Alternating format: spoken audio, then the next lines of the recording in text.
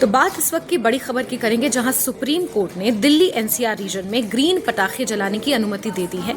लेकिन इसको लेकर कुछ दिशा निर्देश जारी किए गए हैं, क्योंकि हरियाणा राज्य के 22 में से 16 जिले दिल्ली एनसीआर में आते हैं। तो कि ये जो निर्णय सुप्रीम कोर्ट की तरफ से आया है, ये पूरे के पूरे दिल्ली एनसीआर पर लागू होगा। आप दिल्ली एनसीआर के बाहर से ग्रीन पटाखे नहीं खरीद सकते हैं। वही पटाखे आप खरीद सकते हैं जिन्हें राष्ट्रीय पर्यावरण इंजीनियरिंग अनुसंधान संस्थान और पेट्रोलियम और विस्फोटक सुरक्षा संगठन यानी कि PESO से परमिट मिला है। इसको लेकर 26 सितंबर को दिल्ली एनसीआर में उन प्रमाणित निर्माताओं को अस्थायी रूप से ग्रीन पटाखे बनाने की अनुमति दे दी गई थी। अगर समय सीमा की बात करें तो शाम को 6 से 7 1 घंटा और 8 से 10 बजे तक ग्रीन पटाखे जलाने की अनुमति दिल्ली एनसीआर वालों को दी गई है।